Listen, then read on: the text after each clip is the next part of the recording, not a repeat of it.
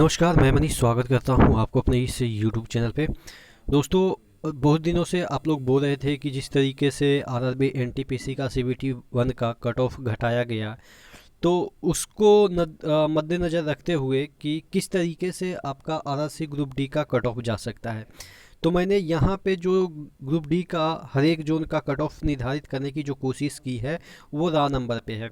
आपको भी पता है कि अब नॉर्मलाइजेशन होगा नहीं, अब परसेंटाइल होगा। और परसेंटाइल में मैंने बताया था कि पीटी, अगर पीटी का हम कट ऑफ निकालें तो तकरीबन 94 या 95 परसेंटाइल के ऊपर ही जाएगा। और अगर हम सिलेक्शन की बात करें तो 97-98 परसेंटाइल जा सकता है। ये हम आरआरसी ग्रुप डी की बात करते हैं, तो परसेंटाइल बेस्ड हम बात करते हैं तो। लेकिन यहाँ पे अभी परसेंटाइल बेस्ड हम बात नहीं करेंगे, रा नंबर बेस्ड बात करेंगे। और अगर आपको चाहिए कि परसेंटाइल बेस्ड भी कट ऑफ निकाल दीजिए तो हम उसको नेक्स्ट वीडियो में, यानी कि जब आपके डिमांड हो जाएंगे तो मैं उसको भी बता दूंगा कि किस तरीके से परसेंटाइल में आपका कितना आना चाहिए। लेकिन यहाँ पे जो मैं कट ऑफ निर्धारित किया हूँ डिफरेंट जोन का, वो आपके रा नंबर पे है। और वहाँ पे कितने सिलेक्शन होने हैं पेट में, क्योंकि क्या है कि अभी पहले आपका पेट में सिलेक्शन होगा, यानी कि फिजिकल इफ़िशियंसी टेस्ट में।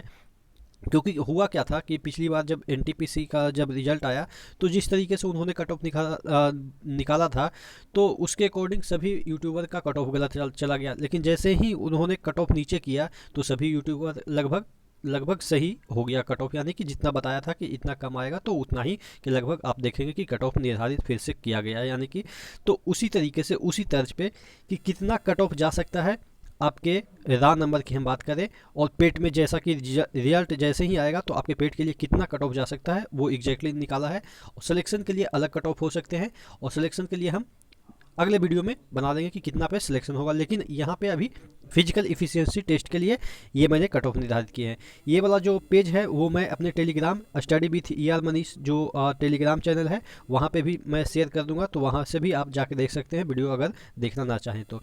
इससे पहले वीडियो शुरू हो मैं आपको बता दूँ कि सफलता की जो है वो रेलगाड़ी सेल चल रही है, जिसके तहत आपको यहाँ पे तकरीबन CBT 2 के लिए, आरआरबी एनटीपीसी CBT 2 के लिए 350 मॉक टेस्ट दिए गए हैं। और तकरीबन 2.5 लाख लोग उस टेस्ट में इनरोल्ड हैं। तो आपको कंपटीशन पता चल जाएगा। तकरीबन 45,000 प्लस क्वेश्चन हैं जो कि आपके एनटीपीसी CBT 2 के लिए हैं। इसका दाम 399 रखा गया था, लेकिन आपको ER Manish coupon code use करने के बाद आपको 360 रुपये में मिल जाएगा। तो नीचे डिस्क्रिप्शन बॉक्स में लिंक दिया हुआ, तो एक बार जरूर चेकआउट कीजिएगा, क्योंकि आपके CBT 2 की तैयारी मुझे लग रहा है कि जोरों शोरों से चल रही होगी। तो यहाँ पे आप मॉक टेस्ट देते हैं तो आपको ये पता चल पाएगा कि आप भीड़ में कहाँ पे लाइक कर रहे हैं। ठीक है, डेली लाइव टेस्ट है 276, आप देखेंगे कि मॉक टेस्ट है। उसके बाद यहाँ पे देखिएगा तकरीबन 3 लाख लोग इसको कम्पिटिट कर रहे हैं, तो आपको अच्छे तरीके से पता चल जाएगा। चलिए हम बात कर लेते हैं एक एक जोन का। देखिए यहाँ पे बहुत सारे जो जोन है, बहुत सारे क्या, लगभग सभी जोन को मैंने शॉर्ट फॉर्म में लिखा है। जैसे मुंबई में 2 जोन हो गया, एक सेंट्रल रेलवे हो गया और एक यहाँ पे देखिएगा मुंबई में वेस्टर्न रेलवे हो गया। तो दोनों को अलग अलग कट ऑफ जाएंगे, क्योंकि 2 जोन है। तो उसके बाद यहाँ पे हाजीपुर है, यहाँ पे भुवनेश्वर है। क्योंकि बहुत सारे लोग कन्फ्यूज हो जाएंगे, कहेंगे कि सर भुवनेश्वर को तो आपने बताया नहीं, कोलकाता को तो बताया नहीं। तो मैं आपको पढ़ के बता देता हूँ, क्योंकि मैंने शॉर्ट फॉर्म में लिखा है। भुवनेश्वर है, ये कोलकाता है। कोलकाता में भी 2 है, एक ईस्टर्न रेलवे है और यहाँ पे और नीचे होगा, यहाँ पे देख लीजिएगा कोलकाता में एक यहाँ पे साउथ ईस्टर्न रेलवे है। ठीक है, उसके बाद यहाँ पे देखिएगा इलाहाबाद लिखा है मैंने, इलाहाबाद को। और उसके बाद गोरखपुर है, ये जयपुर है। मालेगांव, यानी कि ये आपके गुवाहाटी को ही मालेगांव कहते हैं। दिल्ली है, सिकंदराबाद है। और यहाँ पे नीचे चले जाएं तो एक मिनट, बिलासपुर है, कोलकाता है, ये SER है, हुबली है, जिसे हम आप कह सकते हैं कि बेंगलोर जिसे हम कह सकते हैं ये। उसके बाद चेन्नई है, जबलपुर है, मुंबई है। ठीक है, अब कट ऑफ की बात कर लेते हैं। देखिए ये मैंने क्या लिखा है, 28,000, 10,000, 7,000, 32,000, 14,000, ये क्या लिखा है।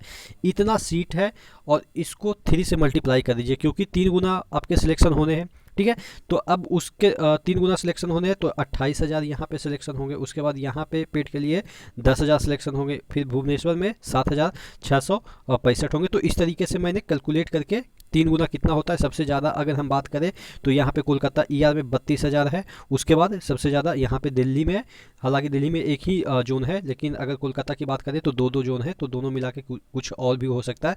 लेकिन यहाँ पे अराउंड 40,000 दिल्ली में सिलेक्शन होने। तो 40,000 आप समझ सकते हैं कि कितना हो सकता है। ठीक है, उसी तरीके से अब हम रा नंबर पे चले आते हैं। जनरल की मैं बात करूँ तो ये जो मैंने रा नंबर लिखा ना, ये मैक्सिमम है। कोई बोलेंगे कि 80 जाएगा, कोई बोलेंगे 85 जाएगा, वो तो बोलने के बात है, वो तो जाएगा ही 80-85 उनके अकॉर्डिंग जाएगा ही। लेकिन जो एक्चुअल फिगर है, क्योंकि देखिए मैं आपको और भी फैक्टर समझा दूँ जिससे कि आपको ये लगे कि हाँ इतना कैसे जा सकता है। सबसे बड़ी चीज़ कि इसमें जो फॉर्म अप्लाई किए होंगे सिलेक्टेड बंदे जो आपके तकरीबन इसमें जो पढ़ने वाले इन द सेंस कि जिनका सिलेक्शन हो चुका है और 2-3 साल से जॉब कर रहे हैं, तकरीबन इसमें 1 से 1.5 लाख होंगे। जो 1.5 लाख इसमें फॉर्म अप्लाई किए होंगे, एसएससी में चले गए होंगे, जीडी में चले गए होंगे, रेलवे में ही एलपी टेक्नीशियन और बहुत सारे ऐसी वैकेंसियां हैं जो जिसमें चले गए होंगे।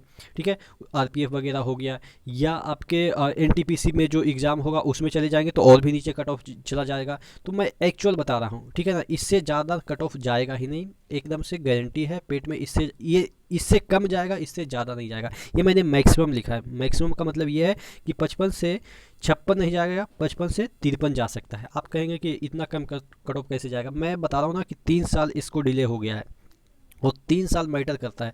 इवन हमारे जैसे ही लोग बहुत सारे अप्लाई किए होंगे जो कि एग्ज़ाम भी तक नहीं देने जाएंगे। तो तकरीबन 1.5 से 2 लाख इसमें जो अप्लाई किए हैं वो सिलेक्टेड बंदे हैं, जो कि मुझे नहीं लग रहा कि अब वो एग्ज़ाम देंगे, क्योंकि ऑलरेडी कहीं प्रमोशन वगैरह या कुछ और भी जगह सेटल हो गए होंगे। तो इस वजह से और भी जो चीज़ें, बहुत सारे फैक्टर हैं, क्योंकि इसमें अटेंडेंस वगैरह की हम बात करें तो 50 से ज़्यादा अटेंडेंस भी नहीं जाएगा, 50% के अराउंड, उससे ज़्यादा अटेंडेंस जाएगा भी नहीं, जिस तरीके से अटेंडेंस जा रहे थे आपके एनटीपीसी में। तो उसी सब को मतलब मद्देनज़र रखते हुए ये मैं निर्धारित किया हूँ कि इतना से ज़्यादा आपके कट ऑफ नहीं जाएंगे। हाँ, वो अगर मेरिट की बात करें तो इससे ऊपर 1-2 नंबर जा सकते हैं, मेरिट की मैं बात करूँ तो। लेकिन आपको भी पता है कि मेरिट धीरे धीरे घटती जाती है। अभी तक 2018 वाला मेरिट घटा के आप कर सकते हैं 48, 47 इस तरह के जो नंबर लाए हैं उनको भी बुलाया जा रहा है। तो इस तरीके से आपको मैं बताऊं कि ये आपका जो स्कोर लिखा है ये मैक्सिमम है। इससे ज़्यादा लाते हैं तो सिक्योर है, इससे कम भी लाते हैं तो कोई दिक्कत वाली बात नहीं है। आपके जो टफनेस लेवल है उस पर डिटरमाइन करता है कि आपके जो नंबर हैं वो कितने परसेंटाइल में बढ़ेंगे या क्या होंगे। ठीक है, तो इतना अप्रॉक्स इतना के लगभग लाते हैं तो एकदम से 100% आप सिक्योर हैं। हम बात कर लेते हैं मुंबई सेंट्रल रेलवे की। तो यहाँ पे 28,000 के तकरीबन सिलेक्शन होगा, तो 55 मैक्सिमम जा सकता है। ओबीसी की बात करें तो 53 जा सकता है, 48 आपके एससी में जा सकता है, 46 आपके एसटी में जा सकता है, ईडब्ल्यूएस में 49 जा सकता है। और हाजीपुर की बात करें तो यहाँ पे देखिएगा 59, 57, 48, 47, 52। देखिए यहाँ पे मैं पीडब्ल्यूडी का बात नहीं किया हूँ। तो पीडब्ल्यूडी को आप मान के चलो कि इस फेज में आपके पीडब्ल्यूडी वाला जो कट ऑफ है वो निर्धारित हो सकता है। यहाँ पे 52 या 50 इसी के अराउंड, या 48, 49 इस तरीके से आप इससे ओबीसी से 2-3 नंबर कम ही मान के चल सकते हो। ठीक है, या ओबीसी से 1-2 नंबर कम मान के चल सकते हो, इतना में आपका सिलेक्शन हो जाएगा। चलिए अब भुवनेश्वर की बात करते हैं। तो यहाँ पे देखिएगा भुवनेश्वर 57, 55, 47, 45, 51। सबसे कम कट ऑफ की बात करें तो आपके मुंबई जोन में यहाँ पे देखिएगा मुंबई सेंट्रल में आपके 28,000 इधर है, और उसके बाद यहाँ पे 32,000 तकरीबन सिलेक्शन होंगे। आप देख सकते हैं 60,000 के अराउंड। तो इसी वजह से आपके 54, 53, 52 इस तरह के नंबर लाते हैं जनरल में भी, तो आपके पेट में सिलेक्शन हो जाएंगे। और पेट में अच्छे खासे लोग मतलब कि डिस्क्वालीफाई होते हैं। अगर 100 लोग जाते हैं तकरीबन 52, 57 के अराउंड ही सिलेक्ट होते हैं, लगभग आधे लोग छट जाते हैं। तो आप समझ सकते हैं कि अगर पेट में भी सिलेक्शन हो जाता है तो लगभग 100% गारंटी है कि आपका जॉब हो जाएगा, इसी नंबर पे आपका जॉब हो जाएगा। क्योंकि बहुत सारे ऐसे भी जोन हैं जहाँ पे आप देखेंगे कि पेट सिलेक्शन वाले कैंडिडेट ही नहीं मिल रहे हैं। अब वो दोबारा पेट तो नहीं करवाया जा सकता, लेकिन ऐसा नौबत आ गई है कि पेट सिलेक्शन में ही जितने कैंडिडेट थे सभी को जॉब दे दी गई। तो इसी तरीके से जब एनटीपीसी का एग्ज़ाम होगा उसमें जब सिलेक्शन लेंगे तो इससे खाली हो जाएंगे। तो जो पेट सिलेक्टेड बंदे हैं उनका 100% सिक्योर है कि उनका जॉब होगा ही। तो आप एकदम से कॉन्फिडेंट रहिए, आपका इसमें कम से कम तो जॉब सिक्योर है अगर आप रेगुलर पढ़ाई कर रहे हैं। तो बाकी आप अपने जोन का देख सकते हैं कि कहाँ पर कितना जा सकता है। तो मेहनत करते रहिए, और जो भी समय समय पे चीज़ें आएगी मैं आपको गाइड करता रहूँगा। बने रहिएगा चैनल के साथ। वीडियो अच्छी लगी तो लाइक कर दीजिएगा और सब्सक्राइब कर दीजिएगा, क्योंकि आपको मैं अपना एक्सपीरियंस बताता रहूँगा। तकरीबन 3 साल का मेरा ग्रुप डी का एक्सपीरियंस हो ही गया है, अब टेक्नीशियन का एक्सपीरियंस हो रहा है, तो टेक्नीशियन का भी बताता रहूँगा। उसके बाद तो हो सकता है कहीं कहाँ ले जाए मेरा मतलब किस्मत, अब तो वो अलग बात है। अभी फ़िलहाल मैं टेक्नीशियन में जाने की ओर अग्रसर हूँ, और एक दो महीने में हो सकता है कुछ और हो जाए, तो वो अलग बात है, लेकिन हाँ ओवरऑल मैं अपने एक्सपीरियंस से आपको गाइड करता रहूँगा। ठीक है, तो नेक्स्ट वीडियो मिलते हैं, तब तक के लिए धन्यवाद।